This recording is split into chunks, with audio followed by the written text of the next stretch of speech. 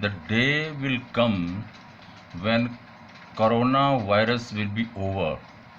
But in my opinion, the real difficulties will start on that time only. If we talk about the present economic conditions of the world, we can say that everything is deteriorating, every sector is in problem, and every sector is just wanting from the government. Contrary to this, near about all the governments are facing the problem of shortage of finance. If I take the example of India only, on an average, every government has only 10% inflow of funds in comparison to 2 or 3 months before. Contrary to this, all the sectors like that of real sector, developers, small scale industries, cultivators, even the students are asking more and more funds for themselves.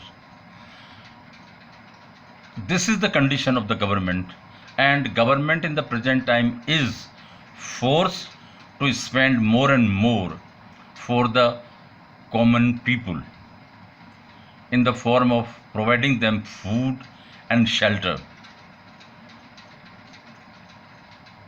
Rajasthan government has already decided to cut the salaries and facilities of government employees, and in the coming months, in my opinion, government will be forced to take more harsh decisions in this regard. Already I wrote one letter to Chief Minister of Rajasthan. In that letter, I described that the persons who are having 1 lakh rupees per month salary must be fixed at that particular amount, and more than that must not be given to that particular employee. The persons who is having pension more than 50,000 rupees per month, that must be freezed to the extent of 30,000 rupees per month, because the person who is having 50,000 rupees salary must be having the members in the family who are also earning. Third suggestion I have made, that government can take direct loan from the provident funds of the employees, maybe to the extent of 50%, and immediately after coming month that can be repaid by the government in installments. Next suggestion I have made is that the sectors who are asking for more money from the government must not be entertained. They must be asked to reduce the cost, increase the efficiency, increase the administrative capacity. They should be minimize their expenses. They should leave their habit of luxurious life. In that way only they should be asked to reduce their cost. Otherwise, government will be in the problem, and government who is supposed to do maximum for the persons who are having minimum, this you can say motive of the government will not be fulfilled.